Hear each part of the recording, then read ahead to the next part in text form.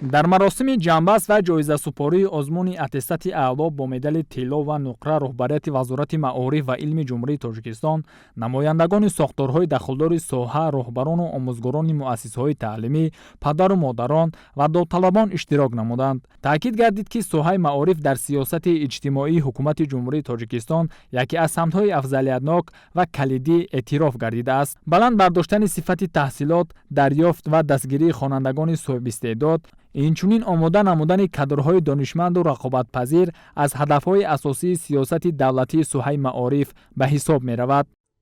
ман иштирокчӣ ва ғолиби чандин озмунҳои сатҳи вилоятӣ, ҷумҳуриявӣ ва байналмилалӣ мебошам.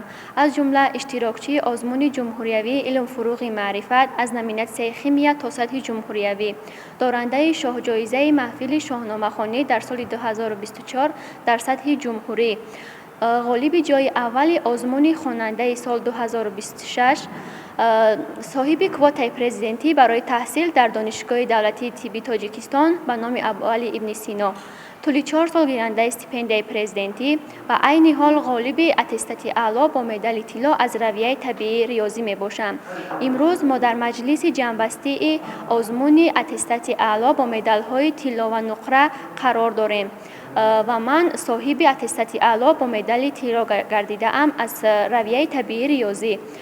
имрӯз барои ман бори дигар исбот шуд, ки шахсе ки илм меомӯзад, саъю кӯшиш менамояд, самараи онро ба даст меорад.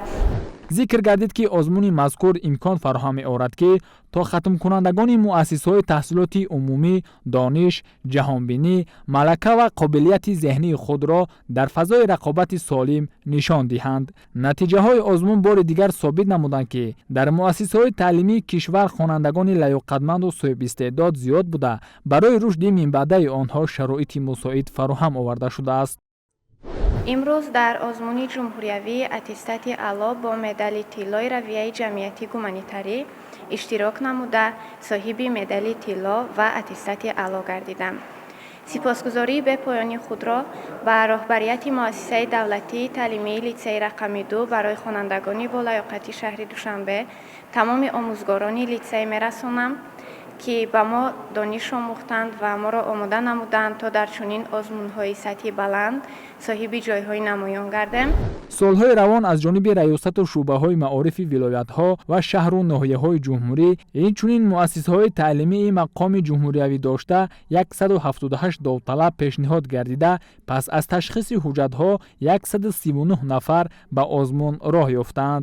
хеле хурсанду сарбаланд ҳастам, ки дар озмуни аттестати аълои равияи табиии риёзӣ бо медали тилло ва нуқра иштирок намуда сазовори медали тилло гардидам. фурсати муносибро истифода бурда, миннатдории самимию бепоёни худро ба асосгузори сулҳу ваҳдати миллӣ, пешвои миллат, президенти ҷумҳурии Тоҷикистон муҳтарам Эмомалӣ Раҳмон изҳор менамоям.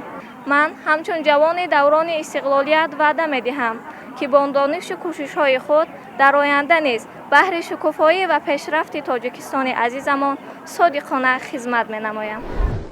ёдовар мешавем, ки ин раванд аз баланд гардидани сифати таҳсилот, фаъолияти босамари омӯзгорон, дастгирии падару модарон ва таваҷҷӯҳи роҳбарияти муассисаҳои таълимӣ ба рушди қобилияти хонандагон шаҳодат медиҳад. ба ғолибони озмун дар маросими тантанавии аттестатҳои аъло, медалҳои тилло, нуқра ва ифтихорномаи вазорати маориф ва илми ҷумҳурии Тоҷикистон тақдим карда шуд.